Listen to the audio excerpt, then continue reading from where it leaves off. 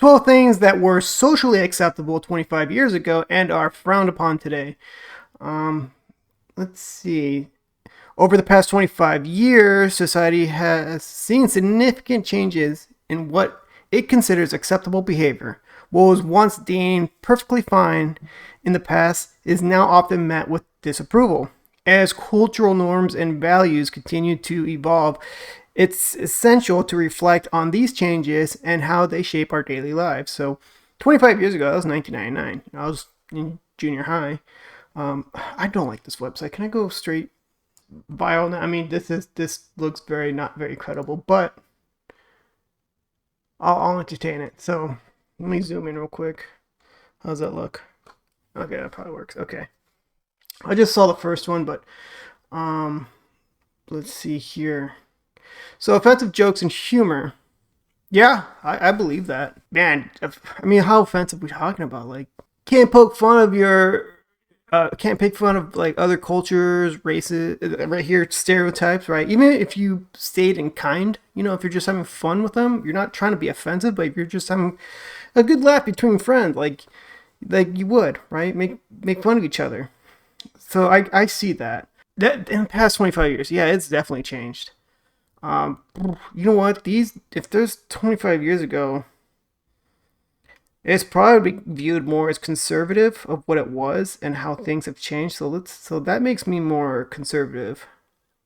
So yeah, I agree with that. And I feel like the comedians now who are saying screw this, I want to go full speed ahead on offensive jokes and humor, they're the most popular ones right now. Gender stereotyping in advertising. Are you freaking kidding me? In the past, it was common for advertisements to rely heavily on gender stereotypes, portraying women and men in rigid traditional roles. Yeah, I mean, men are tough, they build things, they have beards, so they shave their face. I mean, men, they still show that, right? Men shaving their face. I mean, and then women, they're womanly products. I'm not even going to attempt that. But yeah, I say go back to that. Like, why do we teeter on these gender stereotyping for offending people? It's for offending people, right? I say go back. That makes me more conservative, right? Insensitive pranks or challenges. In the late 20th century, saw a trend of insensitive pranks and challenges that were often recorded and shared for entertainment. These pranks could involve dangerous or hurtful actions towards others. There is a TV show that I like that's about pranks. I mean, they're all over, right? Remember Punk'd and stuff like that? Those are good. Practical Jokers. That's a great TV show. That's hilarious. But I understand that it's kind of like a good controlled setting.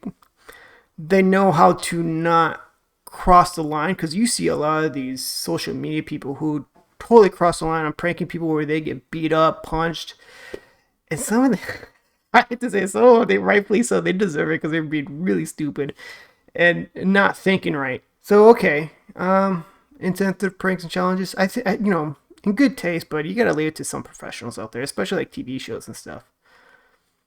Offensive stereotyping in comedy. Again, comedy, right? But they specify it in comedy. Well, I guess you like your TV shows and stuff, right? Which makes sense. They don't do that anymore. Now I notice that. They don't make fun of people's race, ethnicity, gender, or other social categories in kind, right? Just like in a loving, funny way. Now you can't even have that anymore. People are too sensitive. I'm finding myself to be very conservative right now. Intrusive paparazzi photography. In the late 20th century, celebrities were often subject to intrusive paparazzi photographers who relentlessly pursued them in search of exclusive shots. For celebrities, they always had people in front of the camera, their face, whatnot. Now, today, it's everyone, right? Because everyone has a camera on their cell phone. And what bothers me is that people are too comfortable taking pictures or videotaping strangers who are oblivious that they're being recorded, right? Or their pictures are being taken. And then they gets posted on social media to make fun of them for likes and clicks and comments and all that. That is bullying to me. I don't think that's cool. That should not be socially acceptable. There's a social media influencer who I follow called Joey Swole. He does this at the gym setting. Like he's trying to show people, hey, it's not cool to be filming others working out just to make fun of them. And I greatly believe that. That's like one of the big reasons why I'm not going to a gym anymore, because I'm sick of the entitlement that people have, that they could put a tripod up and film themselves and then make fun of the people in the background. I'm like, dude, I don't want to be involved in your video, especially if you're gonna make fun of me on social media later. I don't want that. It's a public space. Like, leave me alone. And especially when they get mad and they post that like someone walked in front of their camera. It's like, dude, you're not priority. Like, it's a public space. Like, they're not focused on you. So it's different, right? It's just different. Not recycling. I mean, recycling was just introduced not too long ago, right? Just a few decades ago, environmental concerns were not widely discussed. Yeah, okay. I'm for recycling, but I've heard a lot of hearsay that like they barely recycle anything that they get anyway. Like I believe in the idea, but I hear the actual process of it is not what we think. I mean, this is just hearsay, right? I'll probably maybe look it up another time. Or someone in the comments will say something about recycling, right? It's not what we think it is. But I believe in the idea of it. It's not a hassle for me to separate my trash, right? Just put my recycle in one bin and it gets picked up. So they make it convenient for me. Misuse of social media. Dude, I was just talking about this, right? What is misuse of social media? Let's see what they write.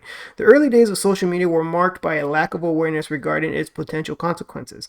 People often post without much thought, including sharing personal information or engaging in cyberbullying. Today, society has become more conscious of responsible online behavior, and the casual misuse of social media is met with disapproval. Yeah, I mean, just like I said, it's just making fun of people, complete strangers. You record them, take the picture, post it on social media to make fun of them. I mean, plus social media has like awful stuff. Like, you see death and destruction, especially now with 2 wars broken out, and people view it as like entertainment, car crashes. Like, if you're always absorbing that, it's bad. And besides, social media can be really bad for your mental health, honestly, if you're mindlessly scrolling through it. Because, I mean, there's many directions to this. Like, one, for girls, right? They're always comparing themselves. They can't help themselves. They're always comparing themselves. And they see all these rich girls, lavish lifestyle. They're using filters, and the rich, lavish lifestyle is often full of crap, right? It's super fake. Once you can understand that, you won't feel as bad, but a lot of these women, they can't help themselves. Also, like, Twitter is a bad one, because that is just a cesspool of negativity. It's just people go there to talk shit all the time. Like, what's the point of talking shit to people, to random people on the internet? You're not going to mic drop them. You're not going to change the thought. Just talk shit. And then if the people who respond back and get themselves in an argument, you're not going to feel good after this engagement. You're going to be pissed off all the time. Like, it is not good for your mental health. I mean, I get trolls all the time on YouTube. It's social media. I'm fully aware of it, but I'm not going to respond to them because I know it's not good for my mental health. I like to engage with good, thoughtful people. Just remember, people who write negative comments are not happy people. Happy people do not write negative comments. So before you read a negative comment that riles you up, gets you pissed off, and you want to respond back, just think, that person's probably in pain. They're not going to be worth your time. Just keep that in mind. It's not worth it, because if you respond back, they'll respond back with something much more awful, and you're going to feel like crap. You're going to be all pissed off and riled up again. Just ignore it. Move on. It's just not worth it. Happy people do not do that, nor do they engage. I think schools have like maybe a session where they teach about social media and how it can affect you and what you should be really looking at. Acceptance of obviously discriminatory dress codes. Okay, what does that mean? 25 years ago, it was common for businesses and social establishments to enforce dress codes that could be discriminatory based on gender, race, or other factors. These policies restricted personal expression and perpetuated inequality. Today, there is a growing commitment to inclusivity and diversity, leading to a reduction in discriminatory dress codes and a more open-minded approach to attire. So, like, my first thought are skirts. Like, women wear skirts. And I know that's a woman issue. Me as a male, I really shouldn't have an input. That's why there's other, like, female HRs that set the rules. Like, your skirt can't be above your knee, or you can't show, or the crop top shirts, right? You can't be showing so much cleavage at work. But today they walk around in the office like that, right? And if HR says anything, then they could just throw out all the key words of I'm being discriminated, I can't express myself, this and that. For men, I think the worst I've seen is like guys try to get away with wearing flip-flops. Just not cleaning themselves up, right? Guys are dirty. I'm sure we all know that stinky guy in the office that doesn't do their hair, they didn't shower. Hygiene, right? That's a big one. So if you bring up hygiene, that could be discriminatory, right? I'm finding myself more conservative. I don't know if this all makes me conservative, because I have like a counterpoint to all this.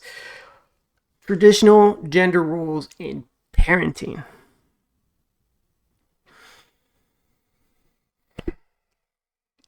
Shoot, man, when was the last time you saw just a regular family?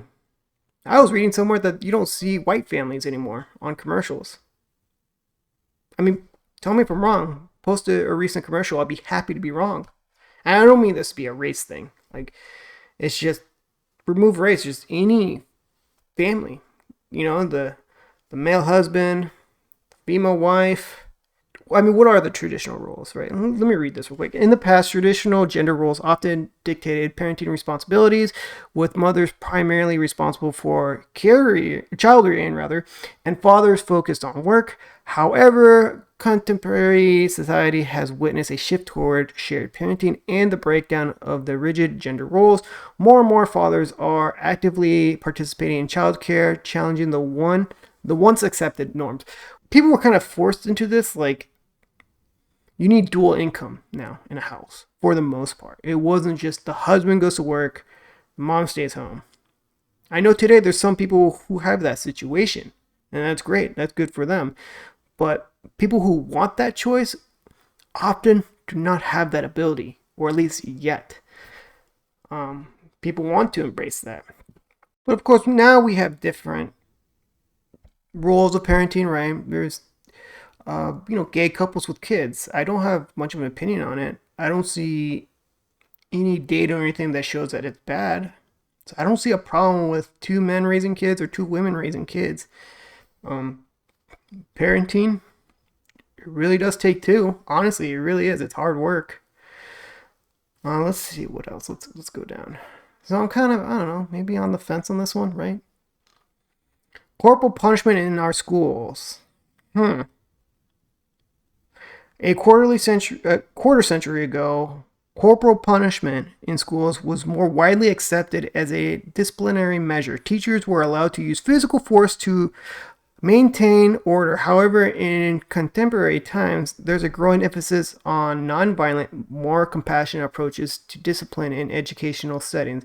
The use of corporal punishment is now heavily criticized and in many places banned. Okay, 25 years ago, I've never witnessed corporal punishment. I've never witnessed a teacher spank another kid. If we're talking about 25 years ago, like according to this story, never seen it, never had a teacher spank me, and I know if that were to happen that time, 1999, or in that area, that teacher would be so fired. My parents would not put up with it. Like, no, only I get to beat my kid, not you. Who the hell are you, right?